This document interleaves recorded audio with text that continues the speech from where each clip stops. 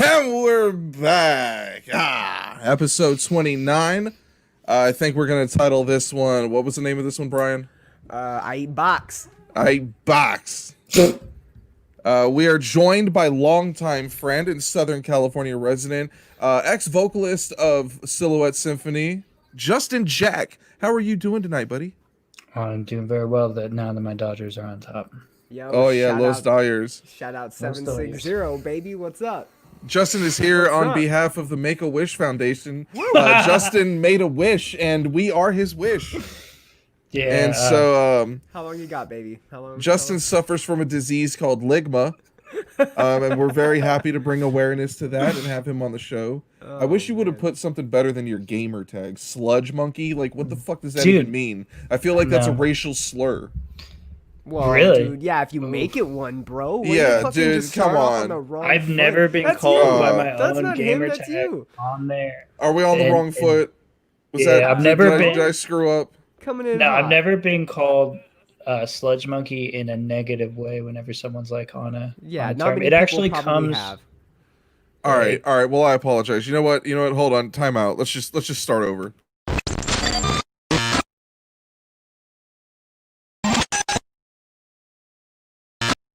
And we're back. That doesn't fuck it up. That doesn't fuck anything up. You can just do that. You can just. God. I mean, it fucked everything up, dude. Like, I lost my concentration. Like, I don't know what we're talking about anymore. Like, we lost like several thousand viewers when I did that. That was a very irresponsible joke. All our stock in our company just plummeted right there. So hard. Oh yeah, all the stock. Yeah, this motherfucker's on the show because I told him he had stock options. Did you download that Acorn app? Because I haven't got my $5 referral. I know. I'm beginning to think what you had to do to get this guy on here, man. Fuck. Dude, check it out. So his appearance fee is a gram of weed. Okay, so in Cali that's like $15. All I got to do is get him to sign up to Robinhood, Acorn, and what's the other one? There's another app, and it gives me $5. I already said Robinhood. Can we do it twice? Cash App. Got a Cash App. I can get you $50 on a weird ass website right now. That'll ask you for a gift card. I don't know about that. Gift cards, bud. Dude, yeah, no. Gift cards, that's all they got on there. It's not a Russian bride if she comes from Malaysia and has a penis, okay? Big difference. Hey, they're known as brides too over there, okay? Ugh. They have to be included. Did you guys do anything interesting this week before I move on to people that have way more interesting lives than us? Absolutely not. What did I do this week? It was my first full week back at like work since vacation. Wow. And so yeah, that's really about it. I've been working my ass off doing this. Did a podcast earlier today. Wow. I mean, what else do you want to know? Wow, way to make me regret asking that question. Fuck. Just boot me. Just bump me out, dude. Boof me. God damn, dude. Dude, I'm gonna have to boof him because like that just way to drag the show down. Like, what do you have to say? Asked. I swear to God, dude. Like, I should just do the show by myself. It would be much better. All right, so none of you sons of bitches did anything interesting. All right, well, I did something interesting. Oh! I've been playing Madden all week. Yeah, and you probably still suck at it. Check out. Here's what I did do. You ready for this? A band that I've been talking to actually kicked their vocalist out, probably for some underage sex shit. And they sent me 2 demos, and I told them that I would track vocals over the demos, and I'm gonna send it back to them. So your boy might be in a band. How did you end up in a band? Where are they from? Why? Happened yesterday. I eat box. No, they're called Cross Joint. I don't like it. I don't like the name. Wow. Okay, now I see why they asked you to join. Wow. Okay, yeah. Good luck to that. Dude, they play experimental reggae core. No, it's like pop. It's like pop punk. It's pretty. Are you ready to smoke this fucking blunt, man? Bomba clat, rude boy. Blah. No. No. God damn. What do we got on the 6ix9ine update? All right, so I'm actually a little afraid. I'm a little afraid about this update because this shit's funny to me because when I told Brian the entire story of like why people say 6ix9ine's a pedophile, It's because he dry humped that minor on camera. Big whoop. Who hasn't? I mean, People forgot about that. it's 2020. I forget about it every day. I didn't even know about it. Let alone forgot about it. I didn't even know about it. I had Brian turned into a full-on 6ix9ine fan, and then he found that out, and he goes, "I don't know how I feel about him now." And I go, "The same way you did yesterday." Yeah, I pumped brakes on that real hard. I mean, I still have respect, but Well, then we know whose side you're on in this court case. Tekashi is being sued for sexual assault by the woman who 6ix9ine filmed back in 2015 performing a sex act on his homeboy, Tay Millie. The only problem is that girl was 13 years old. Ooh. She was a minor, sucking his homeboy's schnozzle. So that leaves me to ask you, have you ever hooked up with a minor on camera? No? Bad question? Yeah. This is why bands hate coming on this show. That's spitball that as the first. That's not the question I wanted to form coming out of that. Do you wish you were Tay Millie? No, that's not. No, it's not what I wanted. What can we add about this? I want to know which order of bad decision making 6ix9ine went in. Was this pre or post 6ix9ine on his face? That's what I want to know, because I think you can really gauge where he's headed next. 2015? It's like before all the hype. If we can get the timeline down, I feel like we can really map out where this is going to go next. Well, she's suing both 6ix9ine and Tay Millie, so. Here, okay. Can I just pop this out there? Is it not weird that you're watching a 13-year-old blow your buddy? Like, is that not a red flag for anybody out here? To give a little perspective on things, allegedly she did. Perspective? Yeah, you want some perspective on this? Whose perspective, my guy? Shouts to all our viewers right now. Shauna Garcia, thank you for joining us. Shouts to Tay Millie.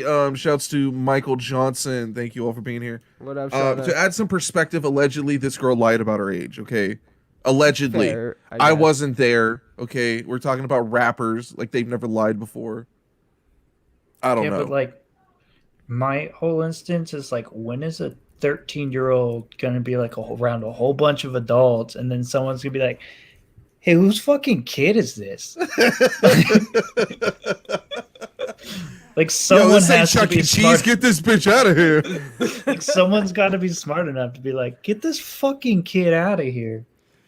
That's actually what Nightshade told us about Davey Vanity, or Davi, or whatever stupid pedophilic name is, that when they were on tour together, they were in the green room, and this dude just literally brought a bunch of young, like 13 and 14-year-old girls in. Like, it's not forgivable, and it's not it's like, if you're teetering on that 17-18 line, that's like a whole different level. This dude is like actively going after like real young ones and like bringing them to the green room. I don't want to go into this discussion any further than we need to, but I think of the Chris D'Elia situation, where he brought like a 17-year-old to a club, and when asked, I guess in front of people, in front of like Whitney Cummings and a couple other people, and he said that she was 17, they were just like, Jesus Christ, and like kind of did a reaction about it, but it was like a nonchalant reaction. And it's like, okay, well, when does someone actually step in and be like, hey, that isn't okay, and like put somebody on the spot? And I know that's like an uncomfortable situation to be in, but 13 years old, I mean, that's why. Like, nobody felt uncomfortable. Again, I blame the schools. I blame the parents. I blame everyone system. But 6ix9ine, because he's just holding a camera. That could be considered art. If he's under the assumption that she's of a legal age. We just lost the whole 1,800,000 viewers we had. Did everyone tune out? Oh, okay. Everybody's gone now. Everyone slept. Holy shit. I don't know, man. You just said it could be considered art, dog. What? That's exactly what he said. That's, on the same episode that's where taken out of context. On the same episode where I say I eat box, he goes, it could be considered art. Great. Dude. So is this episode, it could be considered art, or I eat box? Vice Media, we're waiting. I don't know. Yeah, cut a check. I don't know. Damn, what am I doing here? I don't know if you're paying attention, but we got the shit. So yeah, that's all I got on 6ix9ine update. So if you want a little bit of mild pedophilia with your rapper, your boy 6ix9ine is still out in those streets, dude. Fucking weird. Killing I got a little bit on the Kanye update. He's got that song "Na Na Na." It appeared in a UFC knockout reaction video. Yeah, he mentioned Star Wars in the song. I thought that was cool. Though I know you think Obi-Wan getting tired now. Don't jump, Anakin. I've got the higher ground. Ah! Damn, using that context, like that's some creativity on a different level. I'm so glad we brought him on to add to conversations. All right, you're It's like $20 in the creativity mail. with a box not of crayons, my dude. Not only does Kanye have new music on the horizon, not only is our boy Kanye a strong third arm in this election that we have coming up. A here. strong third arm, like a baby's arm, like a Ric Flair cock just dangling between the legs of America. Bro, you can't compare baby arms to Ric Flair dick. You can't, That's what they call it. They call it the baby's arm. the baby's arm. Yeah. Oh man, Ric Flair's packing, huh? I don't make the rules, you know. It's what Rick wants to call it. Woo. Woo! He also wrapped up his episode yesterday with Joe Rogan, our boy. It debuts tomorrow, I believe, at 2 p.m. Eastern, 1 p.m. Texas time, as Rogan likes to say. Is he paying for advertising? I don't know, but Why are we giving those times? He Those allowed are some because it's Kanye intense news, times. not Rogan news. He allowed Kanye to design the set that they filmed in. Why? What does that matter? Like, do you want me to let you design this? I mean, I like the change in background. I like the change in scenery. I think it's good. I think it adds flavor to the fucking show, bitch. You know, shouts, we got some Spring Breaker mentions and a little bit of NorCal pride at the top. $8. But oh my god, that is... I have cramps, guys. The reason I'm doing this is I have cramps. I thought you were trying to poorly throw up the blood sign. Okay. LA. Fucking wonderful. I thought you were booting us all again. Oh, God we're all damn it. going in side by side view. Yeah, let's just try this for a minute. You all look terrible. Each and every one of All right, you let's go. No, are let's do- absolutely let's do a terrible. segment. Let's do a Okay, segment. so the whole reason we brought Justin Jack on here is I needed some perspective, and I know Justin was definitely there. You know, at least I'm pretty sure you were there during the whole Attack movement. The biggest news this week is that Attack announced that they're going to reunite. Attack, where you at? Woo. They are not back with an original cast.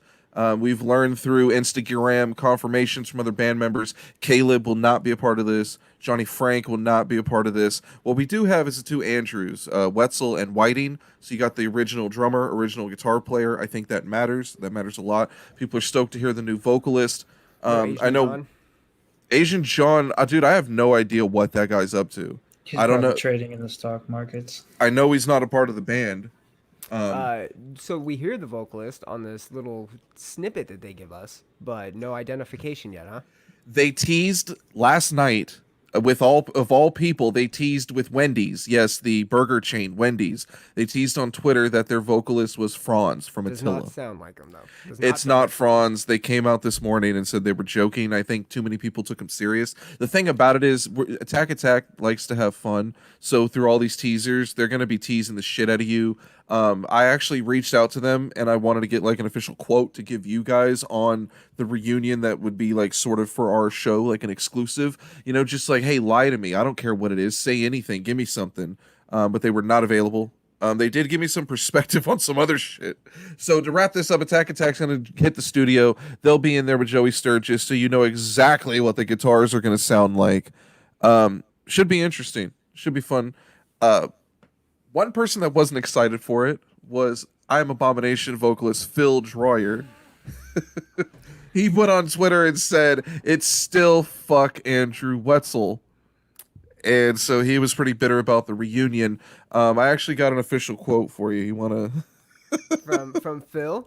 Give it to me. No? Okay, so Phil would not elaborate on his drama with Andrew Wetzel or Attack. I asked him to clarify it, and then he said that I should ask Andrew, and I said, but I'm asking for your perspective, and then he's like, I thought you interviewed him already, and he was just kind of really stupid in the whole exchange. So when I reached out to Attack, what they said about Phil is Phil is a massive drama queen. His beef is he was in the band for like 5 seconds, and then when it didn't work out, he tried to hold all of our social media hostage until I had to sue him to get the logins back. He's an entitled baby, and his reputation is pretty indicative of that. Tell him to keep his opinions to himself. Very interesting. It's disappointing because I am Abomination. I knew I was gonna fuck that up. I am an Iron Abomination fan. I'm gonna try it. And We're to big hear this Abomination is- fans. We're big. We abominate. We're Abominators. And I what's- like Phil's vocals. I thought Native would have been a cool thing when I they mean, I think we rebooted it can- with him. You can go and search some older YouTube footage of Attack Attack with Phil on like their final tour. He did like a handful of shows with them as Attack Attack, and then yes, they were going to be Native. I mean, we can kind of assume that that's where the beef stems from, right? Like I'm sure there was probably some creative differences there. I Am Abomination is a completely different band than Attack Attack, but Phil does have a certain style to him and a certain pizzazz that people enjoy and that people like. But there's also been clear troubles with I'm Abomination in the past and the success that they've had and some hurdles that they've come into contact with. And I mean, Attack Attack wasn't, without trouble either. I mean, they were kind of, I don't want to say doomed because they definitely weren't doomed, but they got injured early. They I don't had know if some- they fully recovered with losing Austin and going straight to They Caleb. only had like a 3 or 4 year like solid run of being Yeah. like a band that people really, really cared about. And they kind of shot themselves in the foot. The funny thing about the reunion is you're speaking on it, like the two most volatile members of the band are the ones involved in the reunion. So Attack Attack kind of quietly breaks up, never announces it. Okay, we've seen that happen with a bunch of bands. I've tried to educate people on the show here. A lot of times bands do that so you continue to buy their merch. If they announce they're broken up, they're dead, you might not buy their merch, and then those checks go away. So they don't want to talk about it. Plus, in a lot of situations, when bands are at the end of their run like that, you're dealing with a lot of members who are broke, who are depending on those checks. Yeah. So yeah. a lot of different shit. Attack Attack quietly breaks up.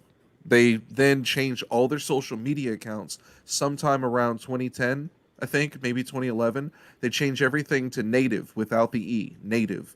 And it's going to have Phil as the vocalist, and it's supposed to be like all of Attack Attack without Johnny. Their final And- tour was 2012. So their final tour as Attack Attack was 2012, and they became Native, it looks like, in like early 2013.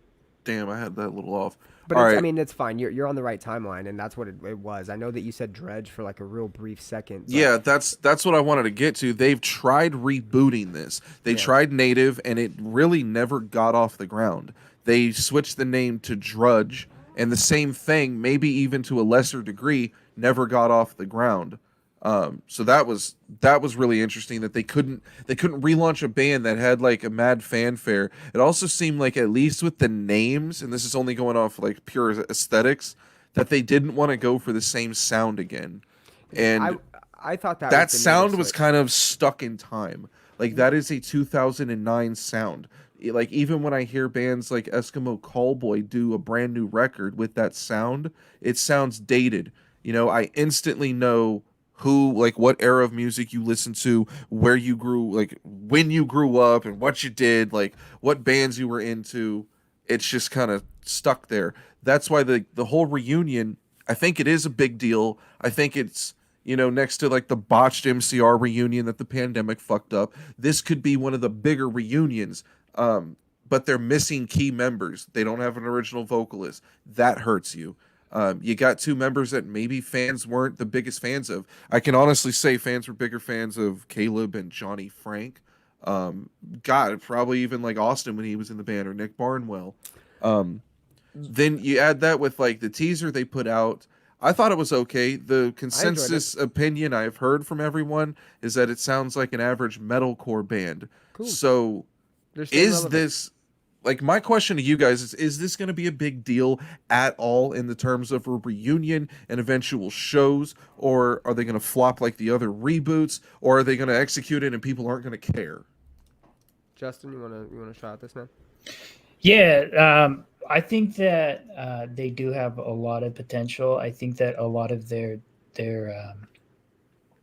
negativity is going to come from those fans that are just stuck on like maybe the old the old sound, and maybe I I have a little bit of personal bias that I listen to it personally myself, and Do you still listen to those records?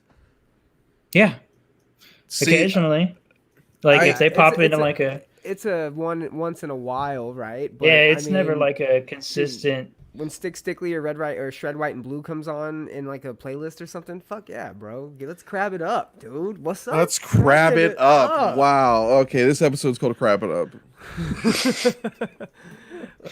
It is Cram it up while I eat your What is box. what is it about because I have a comment on the sound as well, and I want to piggyback off of what Matt was saying. But what is it about the earlier stuff, or what is it about Attack Attack in general that sticks with you, Justin?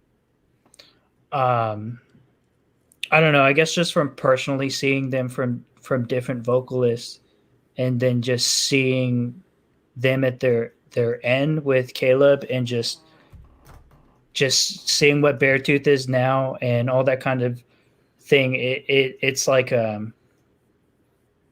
what else are they going to put out? Are they just going to ripe on a name, or are they going to actually put out some actual good music? And I think that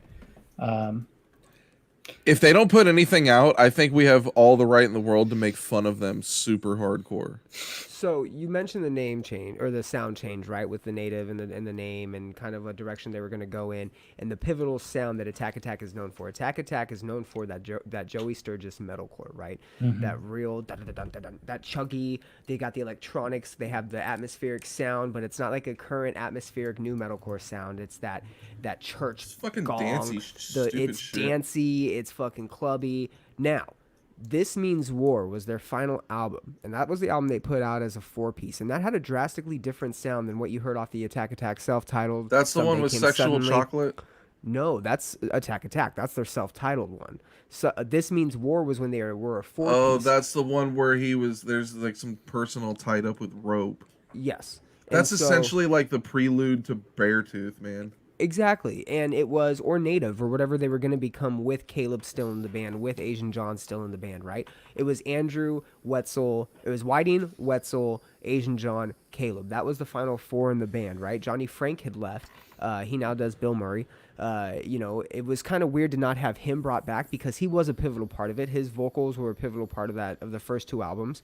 I want to touch on that before I forget. Like Bill Murray, I could be totally wrong on this, but just given off like the vibe of Bill Murray and the interactions that I had years ago with Johnny Frank, there could be like he might not give a shit about signing to a label and doing a real band thing. He might just be putting music out at his own pace Why and not? doing his own Make thing. money getting. Why? I mean, yeah, Hella because he's talented, putting dude. out like weird shit that's like totally his style, like comedy, and it seems like he's really doing this shit for himself, like, which is what you should do as an artist, like do what you like. That's a great It just point. seems like he doesn't need Attack Attack, It's a great and point. Caleb doesn't need Attack Attack, but Exactly. you know who does? We see the ones that kind of were okay. We see the artists and maybe the musicians there, right? Not to call Whiting and Wetzel. I'm not to say that they're not musicians, and they're very cool people. Like Whiting gave me a guitar. We He interviewed did. fucking Attack Attack. Wow. And Whiting fucking gave me a guitar and was very That's cool. amazing. They were fucking phenomenal guys. Like and they were very humble, right? Young, coming up, a successful band, being able to tour, being able to have endorsements and success, and people that are actually willing to support you and your dreams at the time. And again, they were kind of hit with some controversy. They were hit with some bumps, losing Austin right away. Having Nick be the fill-in for a long time. He ended up going on to the band Brightwell, which was around for a very brief moment. They then having Caleb fulfill a role for a second album to follow up to Sunday Came Suddenly, which was a fucking great debut album, right? You lose Austin, then you get the self-titled follow-up that's aggressive. You're hearing snares and different sound effects that you don't hear from albums. You're still getting this aggressiveness and this dance effect that Attack Attack likes to give. And then they change their sound and they leave. A very quick rise to success champion-esque style story. The reunion I think is important because it's a relevant name and it holds impact into the scene, but they can't come back and they can't try to be a carbon copy, right? We can't, if they plan on coming back and doing a live stream or a show or doing events or something, they can't come back and play anything outside of like Stickly, you know, or like one song from each of the old albums, and that's it. You can't come back and try to regurgitate those sounds if you're not going to have the key components to it, which was the Caleb, which was the Johnny Frank, which was the dance aspect, right? If you're coming in and you're trying to rebrand and come back, cool. Come back fresh. I'm ready for it. I'm excited for it. Don't try to fucking ride off the Attack coattails. Do not let that be this type of thing. I'm gonna get my shit talking out the way early. So the whole Phil I'm Abomination thing versus Attack, it seemed really odd. It went on for about 2.5 days, and then it became like, oh, I'm happy for them, but you're really not, because you were bitter and you had to say something. I've heard all sorts of shit about Phil. I always thought he was like a decent vocalist, and maybe he just had a bad rap and didn't get opportunities. But when you see him complain and do shit like this is the same dude who I personally saw trying to sell the unreleased Attack songs with him to random metalcore fans on Facebook. And even they were reporting him back to the band. And so he's been sued a few times. So that made this tweet he posted really confusing. He said, "What a frickin' ride this has all been, dudes and dudettes. I don't have hate or malice in my heart over any of this, I suppose. In all honesty, I'm a fan of any musician pulling any amount of money out of this system. I'd still lie in court for a few of those people." That's an interesting quote at the end because they sued him. So I thought that might have been something subliminal, but all these tweets got deleted. Phil's a trip, man. He does have some substance abuse issues. He's does he? Dude, I've been told the strangest things about him. I was told by several people the reason that Phil hasn't made it is because he just doesn't look the part. That's unfortunate. They straight up were basically telling me that because this guy's not attractive, that he's ugly, that he's not going to reach a certain level of fame or something. And normally I'd be like, oh, that's fucked up, you're a dickhead. But it instantly made me think of when I first met Phil. His own band, who were fill-in members, they had said, I asked which one's the singer, and they said guess. And I couldn't guess who it was. And I got to the final dude, and I was like, him? And they're like, yeah. And I'm like, damn, okay. But it's just weird. You look at a lot of bands. It's if you don't look the part, if you don't have a band full of attractive dudes with tattoos and piercings, that's aggravating, man. Because it is aggravating, but that's the way that they made it. That's the way these labels have played the game. Because at one point, you could be an indie band and do all these core genres and stay true to yourself, and the indie labels would have your back and sign you and support your artistic ability. But then somewhere along the line, about 2007 or 8, they started playing the exact same way as major labels, and so now you just have the same bullshit on a different level. Fair. Don't be in a band, kids. This episode of I Hate the Scene is brought to you by not being in a band. Your parents would be proud of you. Imagine that. Eat box instead. Eat box instead. Yeah, don't be a fire dancer or play with poi or whatever that stupid shit is. Your parents are going to disown you, okay? Go to school. Stay in school. Don't do drugs unless you're at a decent show and the person giving you said drugs is also attractive, Never take drugs from ugly people. That's always a good indication that you're in a bad spot. Or that they've got bad drugs. Spot. Nobody's going to give good drugs to ugly people. Remember that. Yeah, that's a good point. If they're ugly and they're doing drugs that make them ugly and they already look ugly and you're pretty, you don't want to do drugs that makes you ugly because that's stupid. Think I smoke stale weed? Come on. No, that's still weed. We don't do that. So you Attack. Anything we need to finish up about with them? I mean, no. I like the little sample we got of All My Life. That's the track that they say is coming out December 7th. So I'm ready for it. I will comment here. We've been talking with the guys in Spirit, and hopefully gonna have them on. And it was Vanna at one time, right? And they just reformed and rebranded and are gonna kind of bring back the same style. Which is exciting because Van is a whole different style and a whole different beast. But, I think when bands decide to do this, they've got to go about it the right way. They have to go about, how they're going to release their single, their music video. I don't know if anybody ever was a Strange music fan outside of you, Matt, any of our listeners. Strange. But there was a group signed to them back in the day called...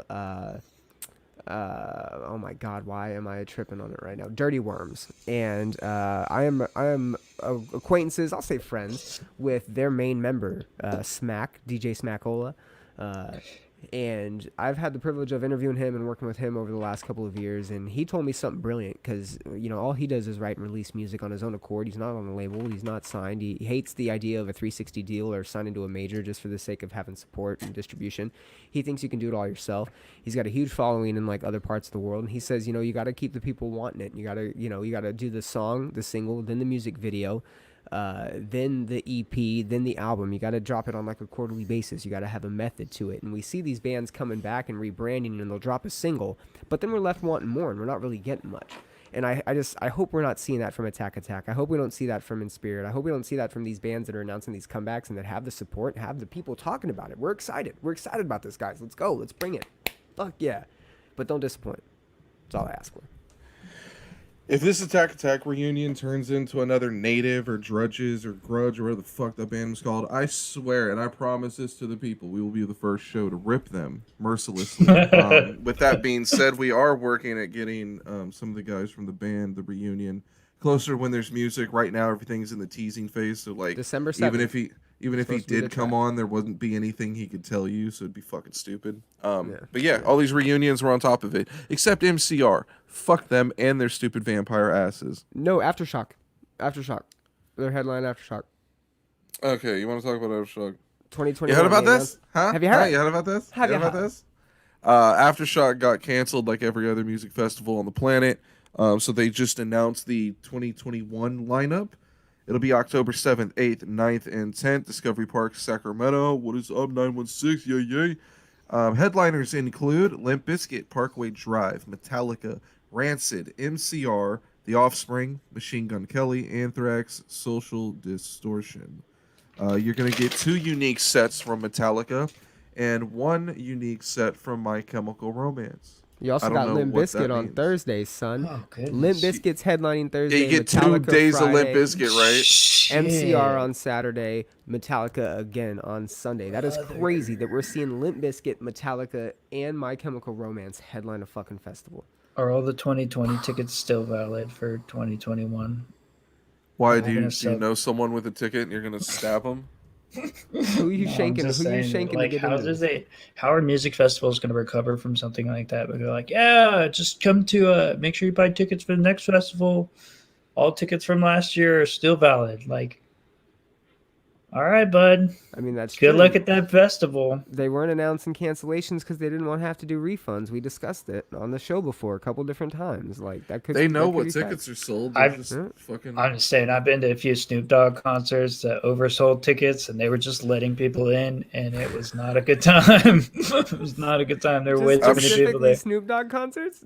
It was Snoop Dogg and Wiz Khalifa, and it was like there were so many people there that all the electronic systems to scan the tickets didn't work anymore. So you just had to show somebody that you had a ticket. So, dude, we were just text messaging. You just had to flash someone your Glock and they let you in like, I play it, that's what's up. Or you just throw them your gang sign and they let you in. Dude, I saw Cypress Hill, Wiz Khalifa, and Snoop Dogg. I think that A Day to Remember is a part of that. No, Blink-182. Blink-182 is a part of that. Wow. Shauna Garcia says, I cannot wait to go to an actual festival. Which festival, Shauna? Which festival? Anybody that's in the chat or anybody listen, which Be festival Pacific. are you most excited for? Be Pacific over here. Shout outs to Be More Pacific. It's this Filipino cuisine place. I've taken Matt there before. They got cheesy tots. Shout out. Cheesy tots. He hates it. Yeah. This is like Fuck tots with yourself. just a slice of Kraft cheese on top. Hey, no, sir. It's actually good fucking tots, okay? haven't had I take good Matt to cheese tots classy anywhere. places before I fuck him, okay? Don't you think I take him to cheap places? I take him to nice places before I fuck him, okay? Taco Cabana. Is that what you guys got out there? Mama Marjorie. Wow. Taco You Cabana thought you were going to insult someone with that. with the But you delicious. didn't. No. Their menu Taco- sucks dick now. Shouts to this episode's brought to you by TacoCabanaSucks.net. That is a shill company that I own. TacoCabana.cjb.net. Dude, That's some of these CJB. Oh companies my are just god. Yo, I had a started up and CJB.net copyright. website in 9th grade. Shauna is excited to go see Black Veil Brides. I can honestly Boot her- say boot that her both out. of us are. What? Boot yourself out of here.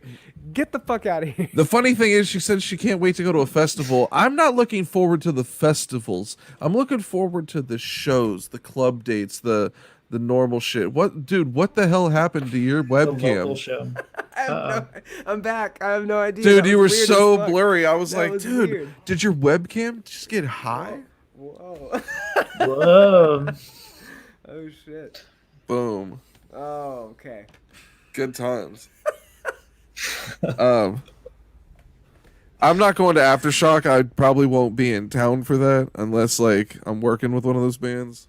So, we were talking like what last week before, I don't know, all the weeks running together, and I have so many addictions at this point from the pandemic that I can't keep up.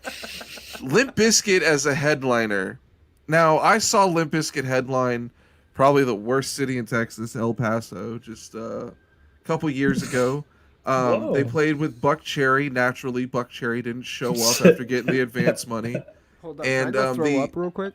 No, wait, I have to tell you the act that supported Limp Bizkit, then you can throw up. Hollywood Undead. Oh, I love it. I love it. I love how a lot of our shows just come full circle. Hollywood Undead's always brought up. You know, Limp Bizkit. Shout out to 20th anniversary of hot dog flavored water. Chocolate Starfish and the hot dog flavored water is 20 years old, guys. Give it up. Fucking Limp Bizkit. That's what I was just getting having to. a phenomenal. Sorry, I didn't 20 mean to steal your years headlines. ago. No, that was it. Yeah, no, I don't know. Phenomenal album. I'm not even mad about it. I don't We care. had Rollin'. We had fucking that theme. That We they had used two for- versions of Rollin'. Yeah, one that featured Redman and Method Man. Then we had fucking What? that. We had that dope ass theme that they used for WrestleMania with The Rock and Stone Cold. Then we had fucking My way or the highway. yeah. Then we had fucking a bunch of other shit. You know, fucking chocolate starfish, hot dog flavored water. Let's get it. The sexual reference to the CD title. Yeah, butthole. Chocolate, starfish, butthole, and hot dog flavored water. What is that, nut? Probably, Vagina? Probably. Real mature Limp Bizkit, real mature. Did you know where they got the name Limp Bizkit from? I was always. Can I trigger warning? Trigger warning, if you're afraid to come, then you should run away. If you're afraid of jizz or nut. Speaking of which, I'm going to be talking about nut a little bit later in our music review. But if you're Because afraid Brian of eats nut, box. if you're afraid of nut, Limp Bizkit originally, I was told, was a soggy biscuit that a bunch of young gentlemen would jerk off onto. Why do they gotta be young? Why can't they just... God, what are you trying to get at, dude? Boot me. We're not even talking about pop punk anymore. Boot me. Oh my god. Oh my god. Oh, just like that, Brian's been canceled. So Justin, what's your latest project? Just doing. And he's kickflips in the backyard. back. What if it wasn't me? It was Becca. I just immediately click it Just off. a cop or like the FBI. They're like, we got him. Don't worry, we're on it.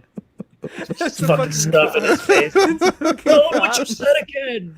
I'm getting tased. Nah, they probably wouldn't tase me. I wish people had as much fun watching this as we have as making it. Because God, we're fucking Jeffrey Lubin's terrible. throwing up in the comments. What's up, Jeffrey? How are you? Good I to see can't you. tell if that was the Black Veil Brides comment or the Limp Bizkit talk. It was probably the Limp Bizkit talk. I don't know. Could go either way.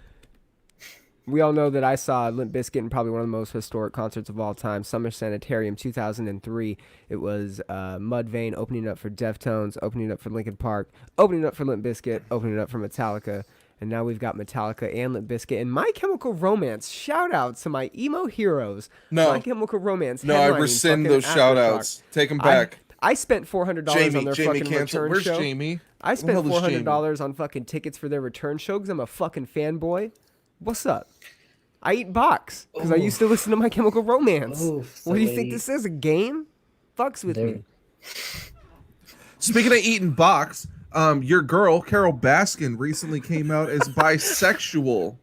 My girl Carol Baskin also likes to eat box, so I feel like Likes to eat box. My question to you guys, would you swing, orgy, 6ix9ine, backseat back shots? How would it go down? Because it's going down. Oh god. with Baskin, with Miss Baskin. Yeah, she's bisexual, bro. She goes Absolutely both not. ways. Offense and defense, bro. She'll Absolutely suck not. toes, dicks, and feet, and titties, and clits, and whatever you want. Dude, she'll cover you in tuna lit codfish oil and make you. Boot him. Get him out of here, bro. Get him the fuck out of here. I don't know what that was about. Oh, Codfish oil. God, I knew. Codfish oil. What? I knew it was gonna come Bathe to you in this. tuna and codfish oil? Man. What the fuck is this? Shit. What? I knew it was a risk bringing him on. Oh my god. Oh, fuck. I don't. Codfish oil? We were talking about orgies, dog. What are you doing? Doing? Oh my We're God. talking about making love with multiple people, and you say tuna and cod oil? Who the fuck uses cod oil? Cod oil? What is that? That's made up. That's not a real thing. No, codfish oil, dog. That's an actual thing. Codfish oil. What? Why did you combine Codfish oil. sex and frying fish? Because that's what Carol Baskin's into, is covering people in that fish oil. and Oh, that tuna. yeah. Fish oil? What are you talking about, bro? What? That's what she did to her husband, and the tiger ate him. Oh shit. Man, It I was guess a funny joke. It was a funny joke, and we didn't. Damn. Justin's understand. humor was on another level, Oh, and we shit. shamed him. Yo, Damn. time out. No, time out. Time out. The Dang, the real Justin. props go to us for keeping it real and bullying him. Okay, because we kept it It's moving. always That's a good, yeah. stilo. If someone It's acts always- different than you make fun of that motherfucker until he conforms. I don't want any of y'all listening to Law Dispute. Don't let me find out. Don't let me find out. You better not listen to that shitty ass band. Shout out to Law Dispute. Shut Love the fuck up. Shout outs. Can I get some news in? Fucking three ways sideways. The Yo. Devil Wears Prada has announced that they're going to do 2 special live stream shows. Did I already talk about this on the show? I feel like I did. November 13th, we have a live stream performance from them where they're swear going to to God, I'll perform boot you. with Roots Above and Branches Below in its entirety for only $15. No, $10 for that one. So wait, hold on. Is the show $10 or $15? Also, which night is Roots Above and which night is Branches Below? Roots Above and Branches Below is the same night because it's the same fucking album, you bitch. It's $10 for that show individually. The second show is also $10, and that takes place November 20th, and that's going to be the Zombie and Space EP in their entirety. Now, you can get both shows Sir, for actually, $15. I have a question. Both shows Actually, for first, I wanted to know. $15. I wanted to know first off, is that show $10 or $15? $10. Second, I wanted to know, is it 10 or 15? But the third, I wanted to know, why are they performing the Space EP? That was It was worst good. thing. That It was no. I swear to God, I have my finger over the button. That was the Boot me. worst thing Prada has ever put out ever. That album was so No. terrible. They re-signed to Rise and get you hyped up like, oh, it's the glory days of Prada. We're bringing it back. Ooh, and they put out the Space EP. The fucking Space EP was just. I think I ruined his joke. Should we ruin it? We should just fuck his whole joke up.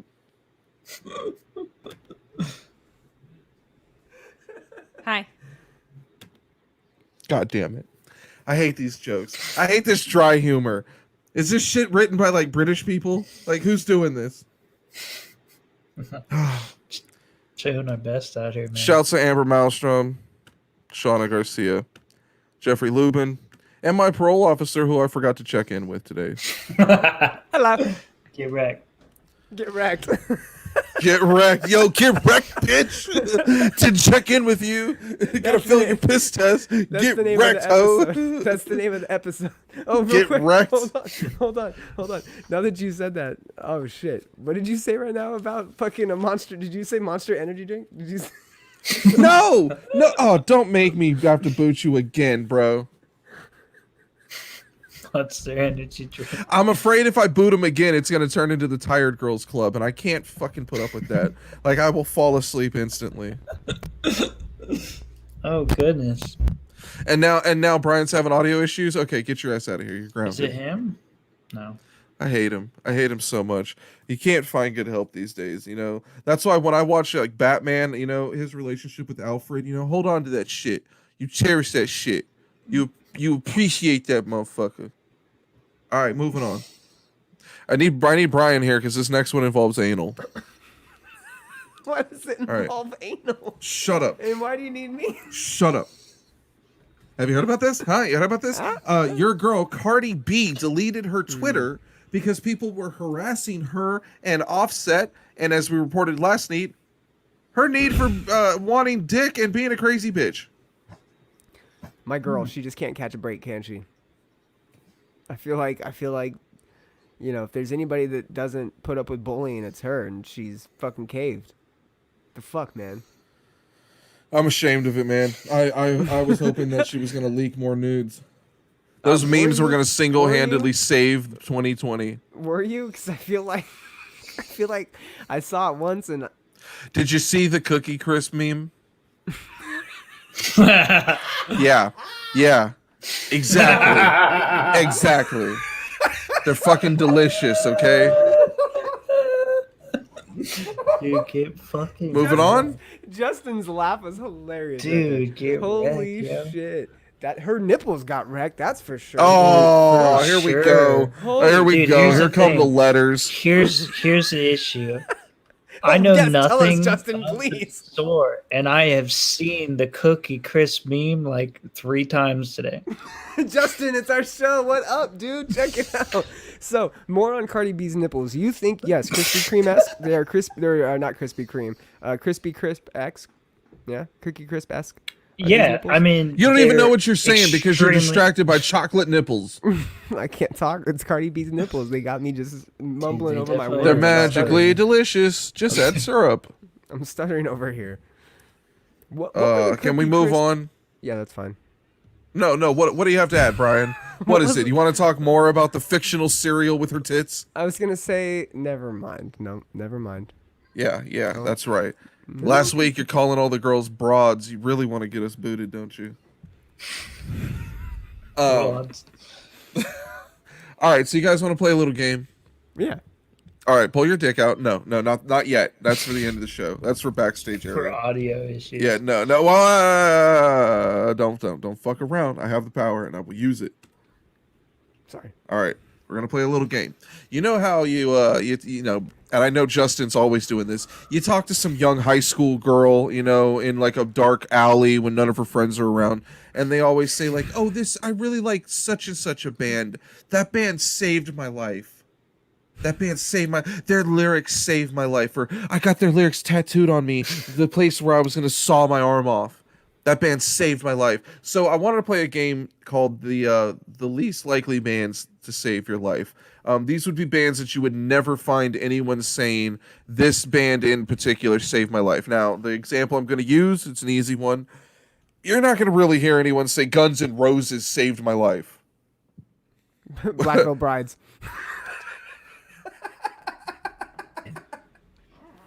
No one is Definitely- trying to attack you, Shauna. I'm sorry that applied to you. Blood on It's the mostly- dance floor.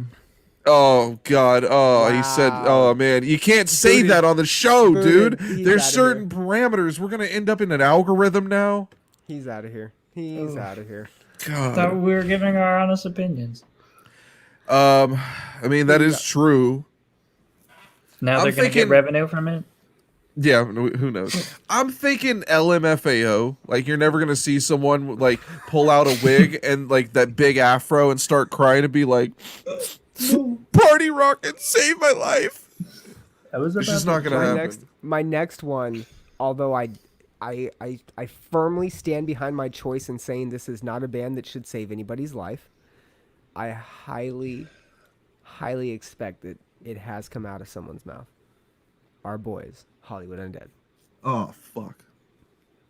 Right? I know There's it been came some out of someone's scenes- mouth there's been because I some saw it on scenes. Twitter, and that's what inspired me to do this stupid game. Are you serious? Yeah, some dude was just like praising the shit out of them. And I'm like, why do I follow all these Hollywood Undead tweets? And I was like, oh, because I hashtagged Hollywood Undead one time because of the mask. And then, What?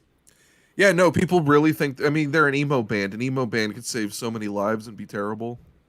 How funny is that a lot of those bands ended up having a bunch of creeps in them, though? I mean, my personal opinion, it doesn't surprise me in the least.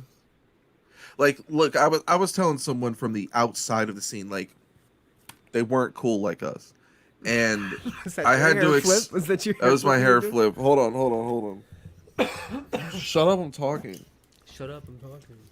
I was explaining to them like these bands and these genres and stuff. I actually what I did is I showed them the album we're going to review later, Girlfriends, and I said this is a style that was really popular in the MySpace days and people obsess over it. I said the only problem is the people who obsess over it are like 12 and 13-year-old girls. Okay, so like there is an issue when like that's a majority of your fan base is that, and like if you know in the case of Blood on the Dance Floor you're writing like highly sexually explicit material that is being marketed and put straight into the ears of young women like that, young ass girls. Yeah. It's just it's strange, you know, your whole fan base is illegal girls, and so they end up, you know, having power over only them. They end up being sleazebags that can't get a real chick, and so they, you know, try to prey on a fan. Like, dude, we would go to Soma and it would be like all kids at the show. But there was a girl named Tess, okay? And she would always show up. She was dressed pretty cute, you know, like showing off, you know, she looked sexy. And you could tell she was not like the kids at the show. She was like a grown ass woman walking around in like come fuck me boots. And she was always there to hang out backstage with the bands and fuck them. And you could point these chicks out because the whole crowd is minors except the one chick that came to fuck. And she's fucking the band. It was just really strange. It's a very strange scene. So yeah, none of that shit surprised me. It just sucks.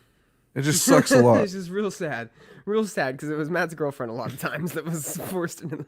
You know, and I'm never listening to 18 Visions again. Like, you got me to listen to that stupid comeback EP. It was fucking awful. Any other bands that are least likely to save someone's life? Yeah, this is also going to segue into another little headline we have. Kid Rock has for sure never saved anybody's life. For sure not Kid Rock. If you have Kid Rock lyrics tattooed on you, guaranteed the rebel flag is not far behind. Unless it's Ba with Ba. I feel like if you had Ba with What Ba part of that tattooed on song you is cool to get tattooed? Ba with the ba to bang, diggy diggy. Diggy said the boogie said, butt fuck the hooker. Jump the boogie, sir. Jump the boogie. Okay. Whatever.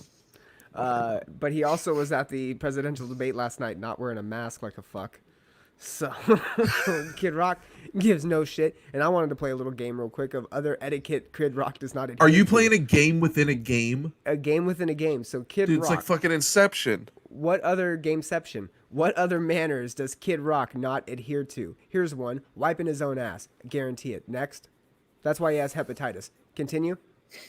I just imagine him ashing everywhere. Like, he goes to a nice house and he's just like ashing like a cheap cigar. Like bro, like we have stogies and you came in here with a Philly that's like falling apart. Like, can you put it out? Like, for real. He probably spits his dip residue in anything. Oh my god. He probably makes like SpaghettiOs and washes it down with like $500 bourbon. He probably brushes his teeth with bourbon. Kid Rock. We're talking about Kid Rock, right? Yeah. Yeah, join the show, Justin. Holy fuck, you've only been on it for fucking 50 minutes. He's been over there hitting that pen. He forgot where the hell he was and that he was on Dude, camera. no, I'm just saying that like that described Kid Rock so well that it pulled me back in there. I was like, that sounds like Kid Rock. Let's talk about Kid Rock still. Wow. Well, okay, yeah. so now that you're here, do you have anything to contribute? Yeah, I was just looking at this post right now that Chain Reactions, the all ages venue that we have all went to, announced that they're closing their doors. Shut the fuck up. Because they're unable to host live events. It was 9 hours ago, but they're closing permanently? Fuck, get the fuck out of my face. Yeah, this seems oh like my god, dude. I'm on it. I'm on it. Yep. I'm on it. That's like the most sceniest venue in the entire nation because it's all ages. Like, they only serve candy and a few sodas there. There's no liquor. It's a very small place. Used to be a biker bar at one point. Might be haunted. I did a ton of classic interviews there. Very well could be. We've had some good times there. Actually, all three of us. Very true. But yeah, that's what I was distracted by. I was kind of hit by the field on that. I saw enough. A post about it earlier, but I just had to really. Published October 23rd, 2020. Anaheim's All Ages Club Chain Reaction announced that it would be officially closing its doors after being unable to host live music for the last 7 months due to the coronavirus pandemic. That's ocregistered.com. Wow. I would I Yeah, wouldn't get too continue. butthurt yet because they might be able to return, maybe in some other form or capacity, or someone Stick to your else might take guns. it over. Posted on Instagram. Without the chain reaction, this band would not exist. Yeah. They're from Orange County, obviously. Tara commented on it as well. Shout outs to JJ. Uh, hey Monday. This episode is brought to you by Spectrum Cable. Just kidding, JJ. Wow, man, that is bananas. That damn, you just like killed my whole mood. I don't even want to do the rest of the show dude, now. That's fucked up. That's wild. Shout out. Breaking news via Justin Jack here on fucking I Hate the Scene. Damn. Holy shit, dude. Chain Reaction's closing.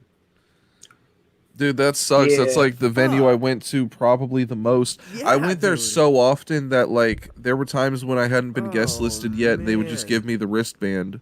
That little dog They have run that is shirt so that they're- iconic.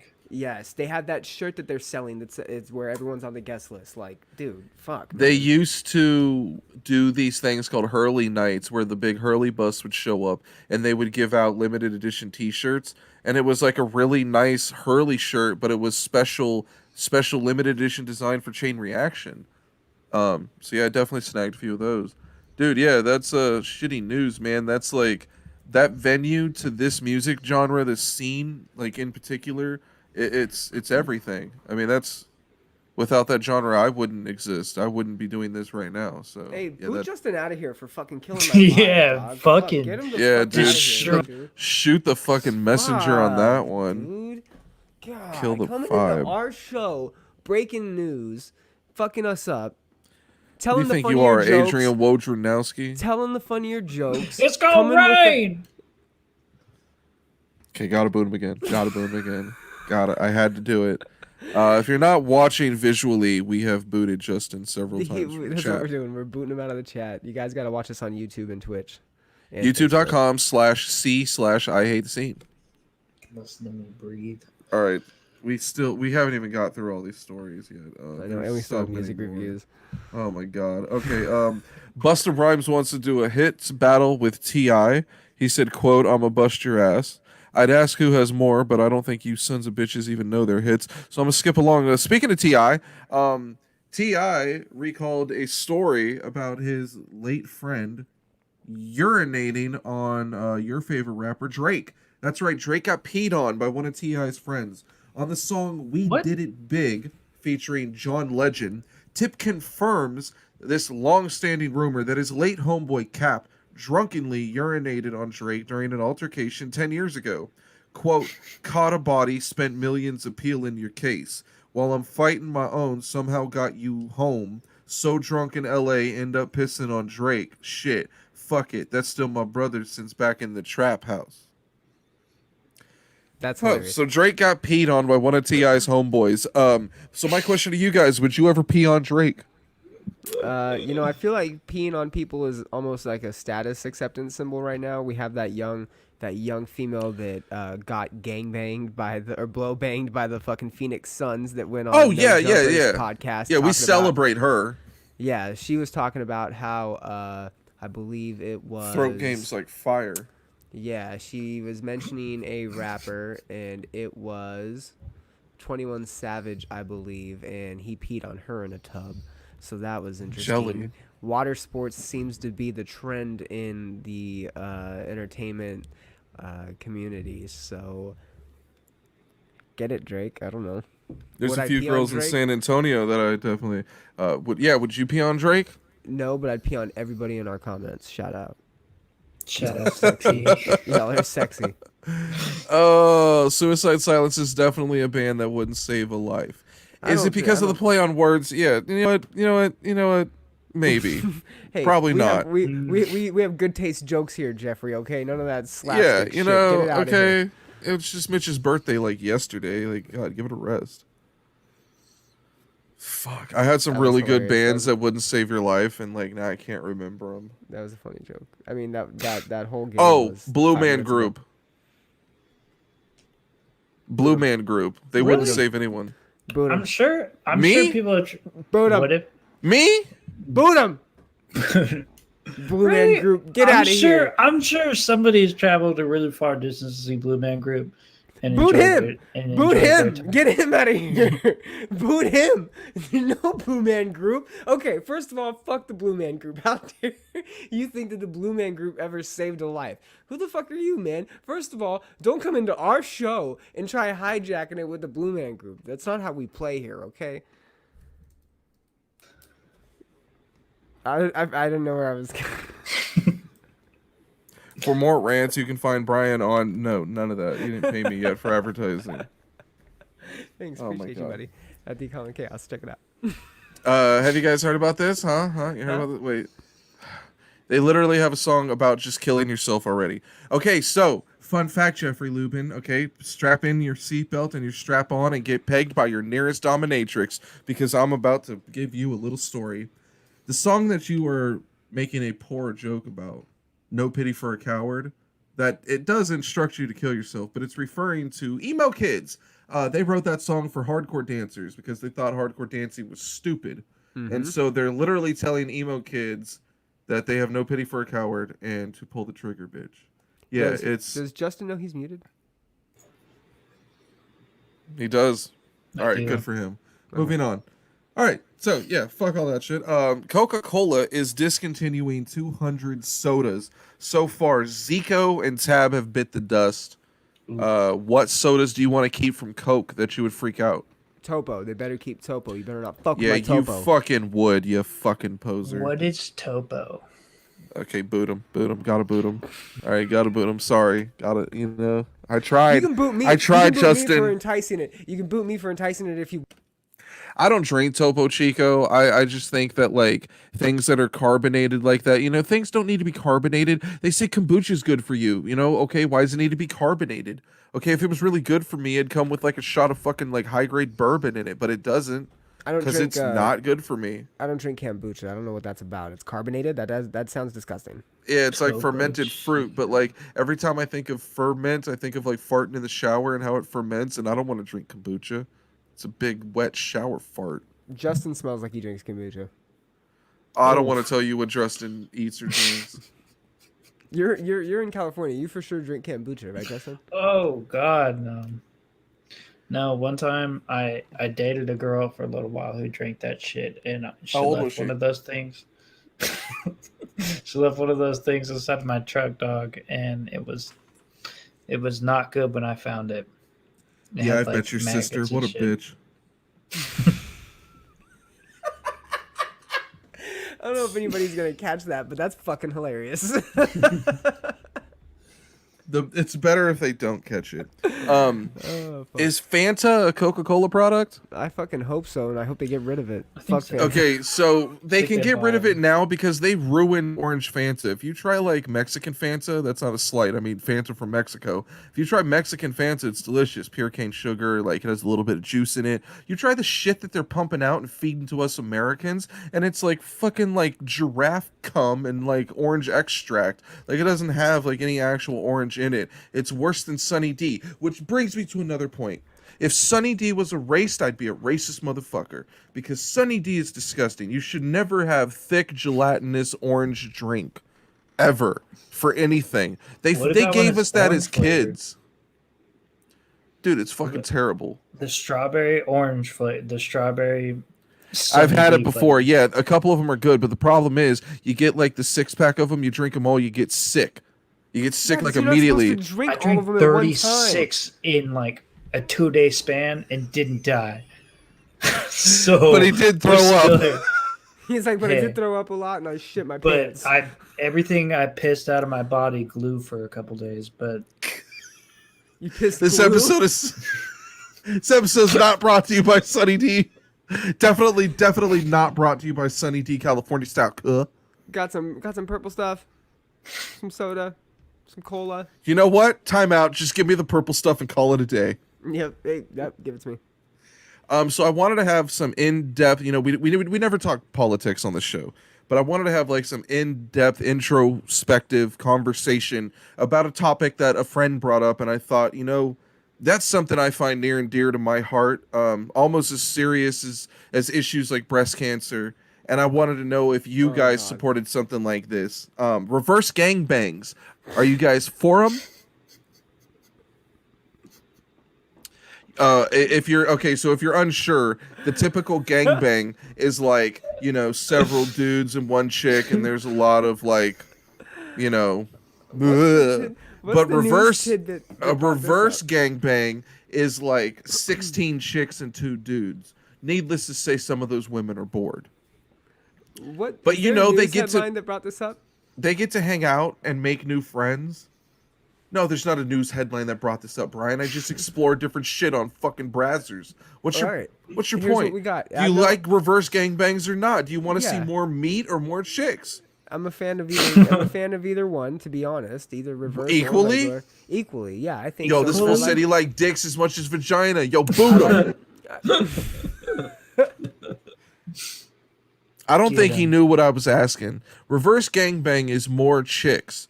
Okay, so like while some of those chicks may be bored because there's only 2 penises to work on, like they could become friends or like make a sandwich or something. Like it would be fun. I just know think what it's a you're good talking team about. building activity. I know what you're talking about. I know what it is, and I'm a fan of both. Okay, what I was gonna say is I recently read an Ask Reddit where somebody asked photographers and videographers of the porn industry, what are some of the worst stories you have to share for us? And unanimously across the board for the responses is the smell that fills the air during gangbang scenes. It is supposedly some of the most horrific smells of all time, and that's like one of the things that is like sticks with photographers, because think about it, you're in a fucking room with a bunch of different people, they're fucking in a bunch of different holes, there's a bunch of hot different like lights shining down on everybody, they're going at it for hours on end. It reeks. I read that and went, oh man, this might ruin porn for me. This might ruin porn for me, man. Really? Wow. Especially if that's like your go-to porn in the search bar.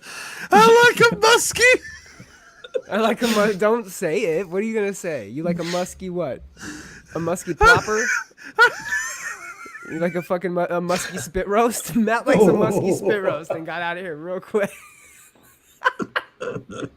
I like when The name- when the penis is extra musky for the gangbang. The name of the I want to episode, see musky spit roast. I want to see the smell of his dick on her face. Oh, dude.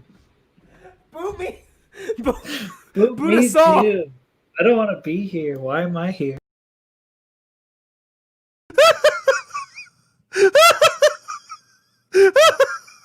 That's like the worst. Dude, get me out of here. He said, Oh man, that might have been the worst thing I've ever said on this show. he said, boot me too.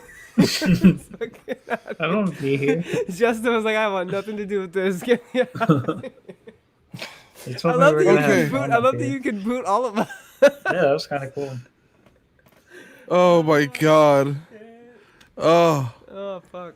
Oh. Okay. Let's regain our composure. Oh, this is a spot in the card where you have like the Val Venus match. You know, the pick me up match. Where people can return to their seats from getting popcorn. Shit. And we still have fucking album reviews. Album reviews, and we're an hour in, baby. Let's speed through these. Okay, so I want to Yeah, start with the let's get Fever it. 333. What'd you think, Brian? Boom. Hated it. Okay, that was great. I want to move on to the next album. Can I tell you what? Can I caveat that real quick? One of my albums that I really did appreciate. So I didn't know Fever 333 was coming out with an EP. I know that they released a track yesterday, but the EP I guess came out as kind of like a surprise. And when reading the reviews on it, somebody was kind of talking shit, but mentioned a band by the name of God, have your notes more readily yeah. available. I swear to Zeal, fuck. Zeal and Ardar. And the reason that they brought this band up is because they said, if Okay, want a you just political said that band- and shit in my room started floating. What the Stop. hell does that mean? I don't know, but the gentleman that was commenting and talking shit said that if you wanted a politically themed album, then you needed to turn to this one or another album that dropped recently. They also dropped an album that's kind of politically heavy. And so anyways, the point being, I put in this band, and it starts off with like this really low-key singing, kind of musky, not musky Oh my god. I do have musky written in my notes. Did and it somebody wasn't say for Musk? It wasn't for musky spit roast. I don't know really what it was or what it is, but it starts off really slow and really like really just passionate. But then second track is like this sludge metal, and it just goes for this weird political turn. It was really fucking good. It's an EP. It's only 7 tracks long. The 2 standout tracks for it are Tuskegee and Vigil, but again, all the tracks are politically themed, and it's just taking a stab at the system, and it's definitely better than 333's Wrong Generation. That sounds fucking terrible. The only things I wanted to add about the Fever 333 was that it started off really heavy. I dig that for fans of Let Live, Stray from the Path. I'll go ahead and say it. Rage Against the Machine. You know, if you took Rage Against the Machine, took them into 2020, you know, watered them down like shit, and accidentally added some NutraSweet to it, you'd have the Fever 333. Oh, add some distortion. Yeah, Fever 333. Another album I want to breeze over. I didn't give a full review to, but it could be my number 3 of the week. I haven't decided yet, and I probably won't by the end of the show. Nothing But Thieves, the album Moral Panic. Look, just a few things to catch your eye. It's an alternative band. They're awesome. UK breakbeat opener with dance pop. I'm fucking with it. So yeah, Nothing But Thieves. Justin, did you listen to anything, buddy? Yeah, I really like that Hands Like Houses EP. Okay. One of my favorite. I like that Wired song off of it. Hands Like Houses does this thing that, like, I don't know if it's like every single kind of album, but they do like just a whole style of music, and they just make their whole album about it. And it, dude, I just everything they do, I'm just all about. I'm a huge fanboy. Then like No, I don't really have anything other to piggyback off of that. Just I'm a huge fan of them, and a friend of one of the guys in the band. That every single time that those guys came out to Salt Lake, dude, every single time those guys came out to Salt Lake, they would meet up with all their fans. They were super, super chill dudes, and always like, dude, just pretty fucking sledgy dudes, bro. Sledgy dudes. That's sledgy. That's a. I think that's good. I'm not too sure. Matt, you like the EP? Yes. Yeah, I like Hands Like Houses a lot. This is the first time that I've truly heard their instruments on an album. Cameron Mazel famously butchered the guitars on their first record, as he often does. This is the first time I've ever heard the bass being played on a Hands Like Houses song, and I can appreciate that. I feel like I'm getting more instrumentation, that I'm really hearing the instruments, honestly, for the first time. Like, obviously, they've been played before, but I really don't like the way the guitars sound on the first record. I think you get closer on the second full length. But they tend to do this shit where they drop an album, and you get the first, like, 2 or 3 songs are really good. I mean, that Unimagine album, the first 2 songs are incredible, and the album quickly drops off. There's not another song that compares to it. So that always bugged me about them. You got 5 songs on this EP, starting with the single out the bunch. It's called The Water. It's a decent song. It's the closest you're going to get to a single. Then it leads into this ballad about needing space that's actually called Space. And then you have this weird song called Dangerous, where it feels like Hands Like Houses is trying their best to give you the cheesy soundtrack to a 90s teen drama based in Beverly Hills. Like, it's just a weird song that doesn't belong. It doesn't sound right. The record lacks because it leaves you craving the soaring vocals that Hands Like Houses have made famous. Like, you kind of come to them for the vocal flow and the structure. You know, when they got away from that Cameron Mazel shit, they had more tone to the guitar, and you could appreciate that. I'm not getting any of that from the album. They tease it. There's 2 songs, like that Wired song and The Water, where you're starting to get better vocals, but then it's like, like, it's not even as catchy as other stuff they've written before. So I can't say it's like the best effort from them, but it's like, if you're a fan, you're appreciative for the new music. So I dig that. I don't like the Dangerous song, but the rest of it was okay. I disagree with a lot of what you said, and I agree with some of the stuff that Justin said. I think that Groundsweller is their best album for sure, their debut, and I think that introduced us to who Hands Like Houses were, and I think it was a great album for them to kind of introduce themselves to the scene, but every album after that has been a little bit different, like Justin said, and I appreciate that about them. I think that this album was a little lackluster, a little flat, but I appreciate it for being a Hands Like Houses album. I believe that it shines musically, like you said, but there's bass in all their albums, so please get with it. Phenomenal bass. But it does blend musically with a lot of their previous albums or a lot of their previous tracks, especially what was in like you said, Unimagined. There's three tracks I wanted to point out in Dissonance. Division Symbols, Glass House, and Motion Sickness. Those I think are the three tracks that influence this EP.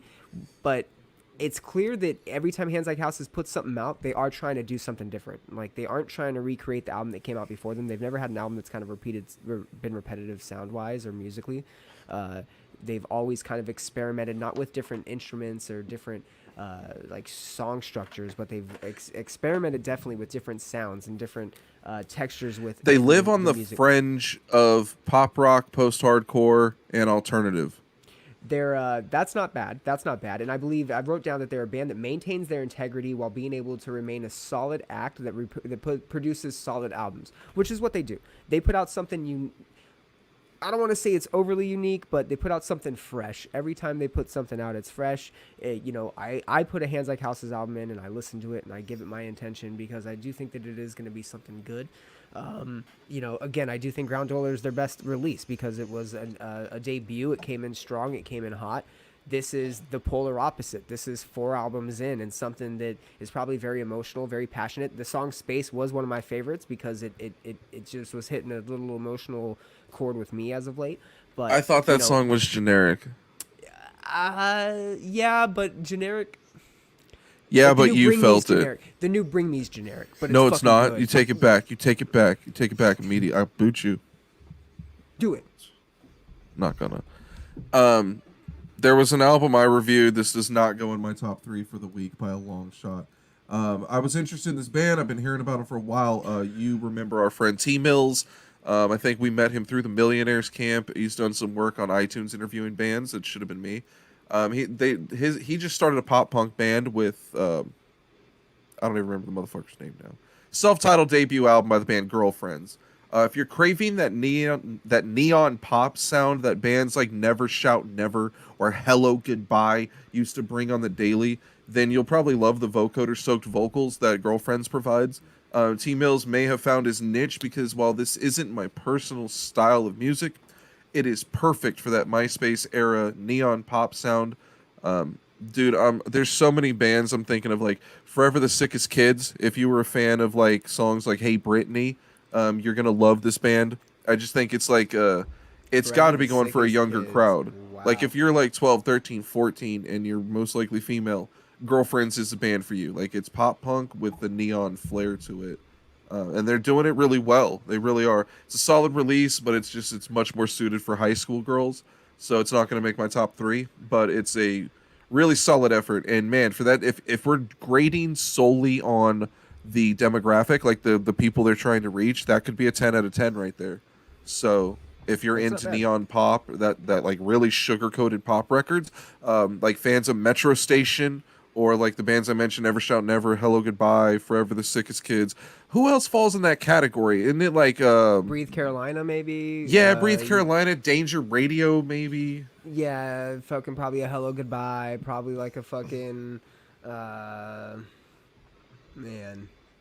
It's all the MySpace era bands, Yeah, all that crap. Yeah. Stupid like synth fucking. But the thing about it making is, it's not one of those records like we were talking about, like Attack ripoff bands where it's stuck in time.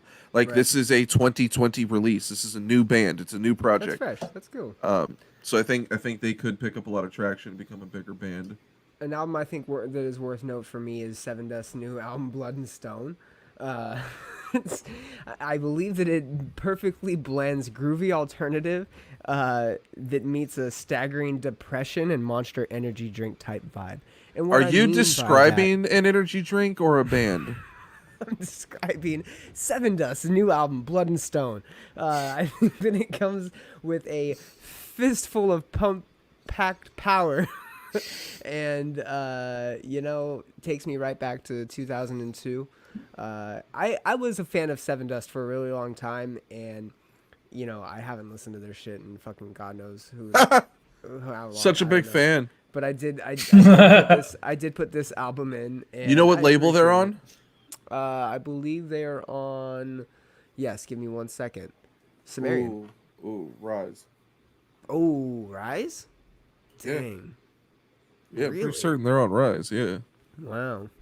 I mean, I'm not surprised. One of Jamie, my pull old that up. buddies. Yeah, Jamie Pull. Oh, he's got COVID. Fuck. One of my old buddies from North What up, Mark? Carolina shouts to Matt Crane. He's actually roommates with some of the members from Seven Dust. He would always talk about them. What is up, my boy Mark Martinez? Shouts to Mark.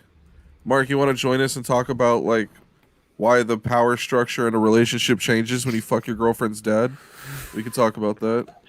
Take It Back, Brian. BMTH's new song is great. I agree, Amber. Brian is a hating motherfucker for that comment. Look how ugly we are. I Oh, love Justin's it. What not are in the you talking frame. about, dude? I'm fucking. Let's go, dude.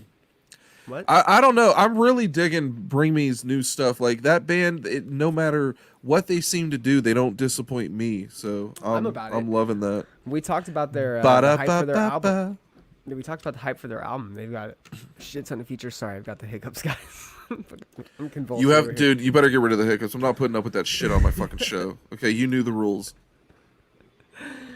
Justin, you got another album for us, buddy? What are you doing? What are you looking at? I did don't you listen have to another anything? album for us. You only All right, listen I'll- to a 5-song I EP, didn't. sir. I did. Okay, all right, boot him. God damn it! I gotta get back to the screen. All right, booted.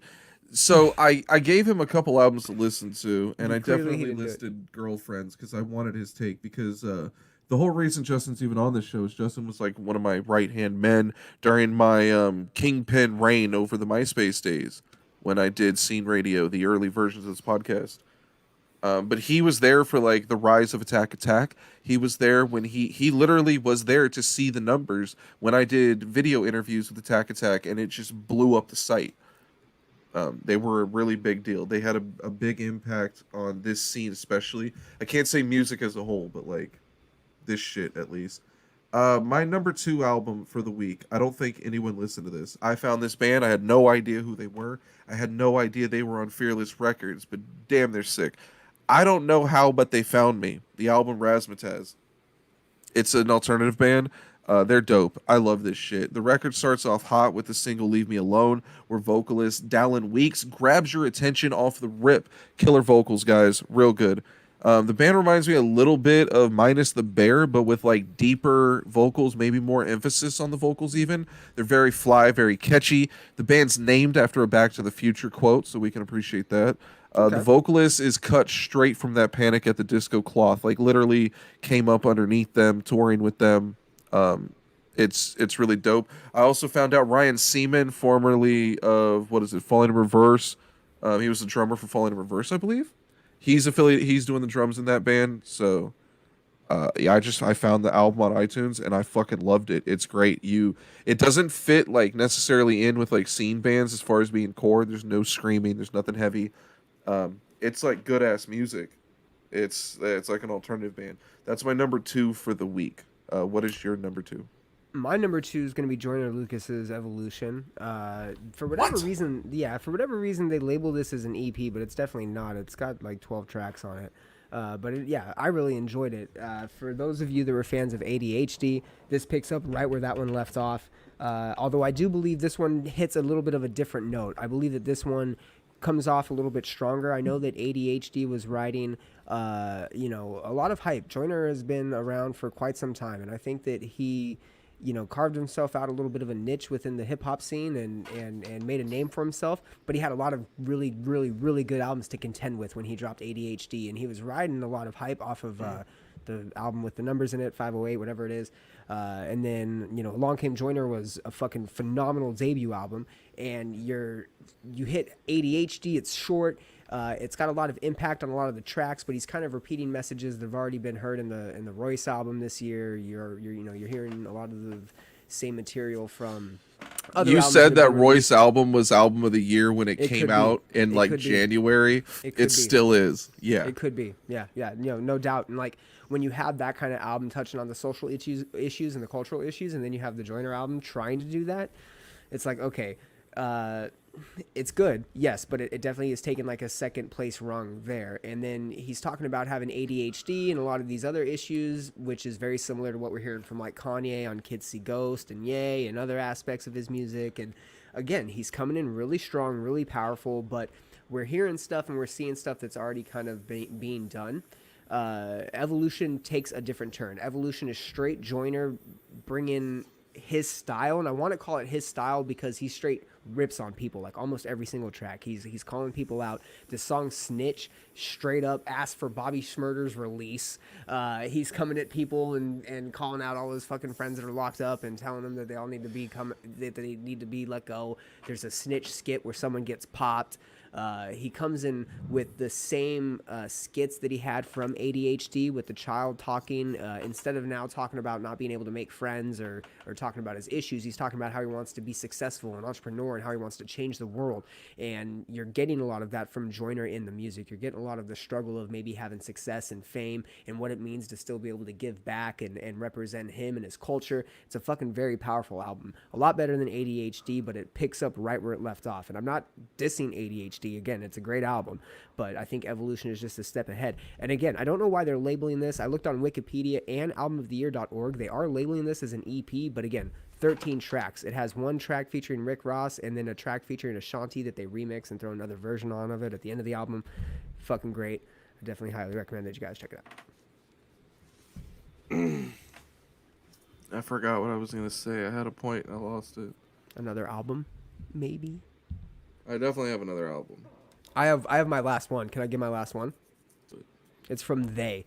So They is an R&B group that has been around for a couple years. They had an album called Hyena. They started off just releasing singles in like 2015. So between 2015 and 2017, they were just releasing singles and a lot of remixes and features with other artists. Then they released an album that featured some of the singles and then some other brand new music called Hyena. Very good. They did a song called here, let me get to it. What is it? Dawson's Creek, right?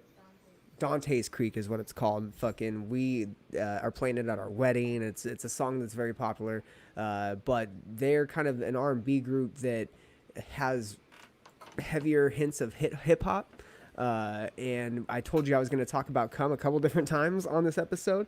They have a lyric in the song STCU, which stands for Shooting the Club Up. All right, so they have a song that actually features Juicy J, right? And it's called STCU, Shooting the Club Up.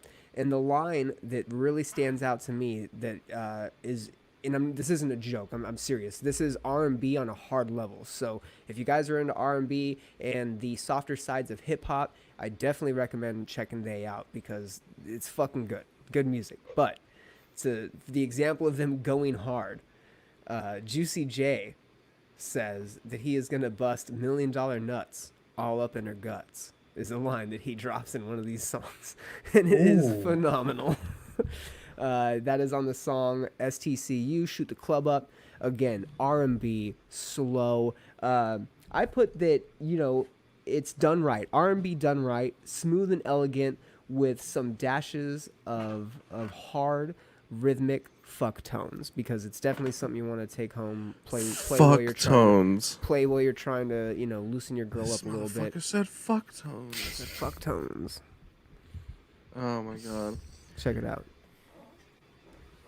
All right, coming out of left field, my number one album for the week is going to be Snowblood's I'm Ready. Snowblood, formerly of the Millionaires, has definitely grown up and matured on this intense dance record. Shouts out to the Millionaires. What is up, bros? Alum. This is for fans of dubstep, trance, and electronica. I'm Ready is a fistful of bass in your pretty face. To new listeners, Snowblood is like Aqua and Cruella meets The Prodigy, combining high-energy beats with catchy hooks and perfectly manipulated vocals. Snowblood is primed to destroy dance clubs across the world. Like, this shit is crazy. Like, I thought it was just going to be something soft, you know? Maybe some singing, maybe she's rapping. And it's like half of it's a DJ set. And then it occasionally will, like, break down into a love song. And it'll have, like, shades of Ace of Base or Kylie Minogue. It's Ace like not of Base. Yeah, Yes. There is a song on there called, what is it, Into Your Love or Into Your Heart, and it sounds so much like Ace of Base. It's fire. She's got shades of Kylie Minogue. There's definitely some shades of Aqua in there on the songs where she's more just kind of giving you a little hook and there's a big beat. It's not your average EDM dance record with a cute girl singing. It's Snowblood is an intense bass driven DJ set. Like it's hard. I think everyone should check it out. If you're a fan of EDM, you're definitely gonna love it. It caught me off guard. I I talked to Snowblood. She said she was dropping the album Friday. I checked it out, blew me away. We're working on getting her on the show in the next couple weeks, so look for that. But yeah, this album, I don't know. Maybe it's the albums that I have less expectations for, or like I go in kind of blind. Like this one, like I didn't really know. I didn't sample a ton of her music, and it just blew me away. Fucking sick. I loved it. That's dope. I'll definitely have to check it out. I'm a fan of the Millionaires, and I'm interested in what that is. You sent me a couple of tracks, so I'll definitely have to check it out. Same. Justin, I know you didn't listen to a whole lot of shit this week, but like, what records have you dug for like the whole year? Because like, you're kind of my metalcore aficionado. Oh, dude, I wouldn't even say that I've been swallowed up in too many metalcore bands Swallow. lately, but I have been swallowing a lot more lately. So, but I don't know. Yeah, you stole the Bazing. show, bro. You have stolen. I just Hey! I You really showed up enjoy. with jokes. You showed up with jokes, ready to go, dude. You've been great. You had your Los Doyers hat. I do. It's a good one. Did you like the Currents record? I thought you were a fan of them. My nephew's a fan of the Currents record. Did you like But- Kingdom of Giants? Oh fuck What you, about dude! new- That what record's about great. New Era, I haven't listened to any of their records. new Invent Animate. Boot them. Get them the fuck out. Hollow of here. Front, Boot dude. 'em. What did you Dude, even how do I listen to boot this year? myself to? You've had a How whole can year I to boot listen to. my- You've had a whole year to listen to music. It's not like you've been doing anything important, and that's the best you come up with. Like you This haven't guy. listened to nothing. This guy. No, I've listened to just some old stuff on repeat. Like I'm a Yeah, Attack. huge Bill Murray fan. Like Bill Murray's on like every other day. There you go. Bill Murray Um, needs to respond to my emails. I want to get Johnny Frank on the show. Let's go, dude. Bill Murray. Let's go, John 8. They have a separate band. I forgot the name of it. It's kind of like that other band was what Johnny Something was about doing the ahead of time. March? It's like it's like the March March Ahead. Ahead. Yeah. Yeah, I think that's what it was beforehand, and then like he released a song like 5 months ago off that band, but like all that stuff's like maybe like 5-6 years ago. So I think that it maybe started off as that, and then became Bill Murray, and he occasionally goes back to whatever. I think that I'm just a huge fan of Johnny Frank as a producer, as a musician. I am I listen too. to a lot of the stuff that he puts out. You know, we were talking about the creative ones from Attack, like going their own route, and him and Caleb both. They just got something about him. You know, the way he writes his just creative mind, featuring artists, the way he approaches songs and song titles, and what he does with other artists. Like his Antillian songs stand out because they're different from a lot of the other stuff that he does. And he'll bring in just different aspects, different creative ideas, different geniuses, and compiles a bunch of great shit, man. He was Answer a our super fucking cool emails. dude. Yeah, answer our goddamn emails. Johnny Frank was a super cool dude. We met him. He was way too nice. If anything ever came about him, I'd be shocked because he definitely was very cautious of girls' ages and stuff. Nice dude, courteous. Dude, and the thing is, like, Attack, they got popular quick. People hated on him, said the style was stupid, said he couldn't sing because they used an auto-tuner. But, man, he could actually, like, sing really, really well. Yeah. There were a lot of shows they didn't even use it. It was kind of weird. Yeah, I remember that. I remember when we interviewed him, he's like, I don't use it live. I'm like, I don't need to. They said there were a few times they didn't use it and people thought they did because he knew how to hit the notes or something. Yeah. I don't know. They were cool dudes. Look for them in the next couple weeks to appear on here. When they get past the little teaser stage, we'll do some shit with Andrew Wetzel and the new Attack. Also going to feature the new Vanna in spirit. Going to have them on. Working at getting Snowblood, getting like Alpha Wolf, some heavier bands. Going to keep trying to bring you some international bands. There's a really cool interview up on our YouTube channel with Ghost Kid. Go check them out. You can check out all our previous episodes with some sick-ass bands. We're always bringing you new, awesome music, interesting conversations, and a little bit of comedy. Especially tonight, man. Hey, Justin, where can they find you at, buddy, and your gamer tag and all that fun stuff? They can find me at PlayStation.com/sludgemonkey forward. That's not how that works. It's But not how it works at all. okay. God damn. Okay, so on PlayStation, that's They your can gamer find me tag. They can find me at OnlyFans/sludgemonkey. Dude, they can find some pretty sludges. Yeah, on you there, just too. sludging it up on fucking OnlyFans, you freak. Oh, yeah. Shit. I'm not a fan of it, but you play that Warzone shit, don't you? I do. Yeah, Is so they Sludge can Monkey find you your on gamer Warzone. tag on They can PlayStation find- and Xbox yeah. or what? I don't play Xbox, but Okay, well, all right, boot him. He Boom. pawned it for black tar. Hey, do you Yes. still have that unfinished Under Oath tattoo? no, it's actually finished. Let's Dude, see it. show me. It's not finished. That's just a fucking zero with a line through it. That's the logo. No, it's not finished. He was gonna get Under Oath written across the entire arm. Oh no, good job. Was I? Good job. That's No, a lie. good I wasn't job. really gonna do that. Yeah, good job. You didn't. No, good. Fucking coward. There you go. Fucking Dude, coward. Justin's the king of telling me he's gonna do some crazy shit and then not doing it, or like tells me he did some crazy shit that never happened. Like, oh, I used to be a crazy drug addict and I walked from Beaumont all the way to Riverside to get meth. Like, okay, first of all, you weren't doing meth. I don't know why you were lying about that, and you didn't walk to Riverside. That was bullshit. Nobody Yo, walks shouts- to Riverside. You kind of Shouts look like to- Johnny Craig too. Oh, with dark hair, yeah. Ew, I mean, it gross. kind of looks like ginger hair from the camera. Oh, Anyways, gross. you can find me on Instagram, Twitter, at of Brian of Death, and you can find my podcast at The Common Chaos. I have a brand new episode that I recorded today. It'll be out tomorrow. You can check that out at commonchaos.net and find that wherever you listen to your podcast: Stitcher, Apple, Spotify, iTunes. Get it in your ears, motherfuckers. I hate this scene. Where are we doing? Where are we at next week, Matt? Who we got? Anybody? Anything exciting going on? Next week we are going to be on location at the Walmart on Walls. No, we're not doing any of that shit. No, not going anywhere. It's fucking still COVID season, man. I ain't going outside. If you really want to see a cold me, front, son. We're getting a cold front. It's gonna be in oh the yeah, 20s dude, next all these week. Griselda hoodies I ordered. It's perfect Woo! timing. Got the long If you really sleeve. want to hang out with me, keep 6 feet. So get on that Xbox. You can catch me Icy Hyphy on the Xbox. I'm on all your EA Sports games. A little bit of Red Dead, a little bit of GTA, a little bit of fucking your mom late at night. If you want to find out me on Red Dead social Jiu-Jitsu. media, fuck all that. If you want to find me on social media, my Instagram and everything pretty much is I Hate the Scene. At I Hate the Scene. If you want to find me on Twitter, it's this terrible Twitter handle you see right here, IH8TE the Scene, because some stupid son of a bitch stole the handle that I wanted. Fuck you, Laura Bulgrim.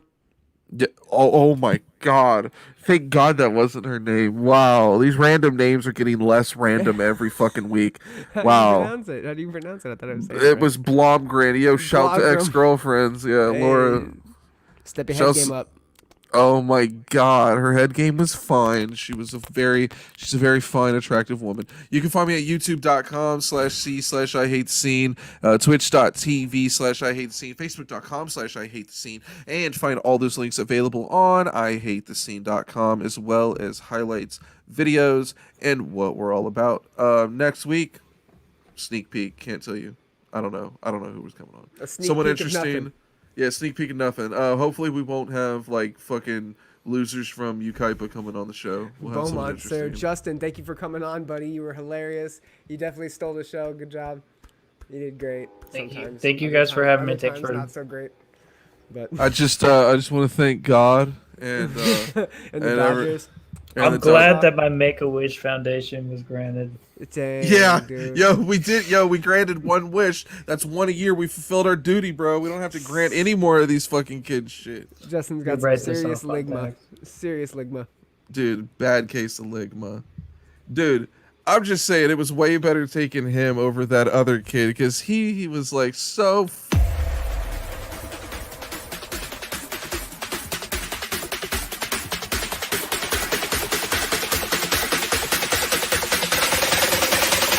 I knew I was fucked.